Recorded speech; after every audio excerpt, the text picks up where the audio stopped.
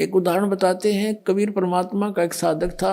हम कैसे साधक हैं, हम भगवान के ज्ञान को अवश्य सुनते हैं लेकिन मनमुखी तुरंत हो जाते हैं। अब वो साधक घर छोड़कर जंगल में पहाड़ पर जाकर बैठ गया और वहां दिन रात भक्ति कर रहा था, साधना करता था। एक दिन वो क्या करता था, वहां से नीचे उतर कर आता था। एक सरोवर था नीचे, थोड़ा पहाड़ से नीचे की तरफ, पहाड़ी पर ही था, बना हुआ था, लेकिन वो और ऊंची पहाड़ी पर रहता था। वहां आकर स्नान करता था और जल भर ले जाता था अपना करमंडल में। एक दिन वो बीमार हो गया, इतना असहाय हो गया कि वो स्नान करने मुंह धो नहीं सकता था, और मुंह धोए बिना वो भगवान नहीं बच सकता था। इस तरह की अपनी अटकल बना रहा था। तो वो रोने लग गया बहुत बुरी तरह, हे भगवान मैं मुंह धोऊंगा कैसे, मुंह धो नहीं सकता, आपको याद कैसे करूंगा, ऐसे तड़प कर रहा था। अब कहते हैं दारी मेरे संत की मुंह से मिटे नहीं अंश। अब उसके लिए परमात्मा ने क्या किया, इतनी जबरदस्त वर्षा कर दी कि पूरी पृथ्वी पर जल ही जल हो गया, कम से कम 200 400 फुट ऊंचा।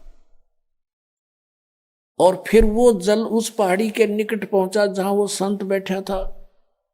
इतना निकट कर दिया वो जल कि उसने ऐसे देखा, अरे जल यहां आ गया, अरे वर्षा इतनी अच्छी होगी। और उसने फिर मुंह धोया, मुंह धो के पानी पिया।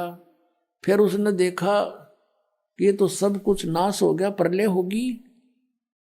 फिर उसको आकाशवाणी हुई कि तेरे लिए ये करना पड़ा मुझे। तब रोने लग गया, हे भगवान मुझ पापी के लिए इतना अनर्थ हो गया, सारी जनता मर गई मालिक।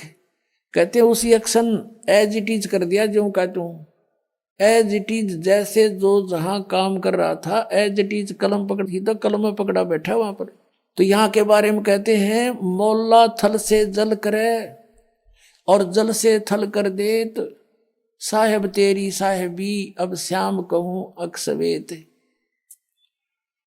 परमात्मा एक सेकंड के कुछ क्षण में भी पूरी पृथ्वी पर जल ही जल विनाश कर सकता है।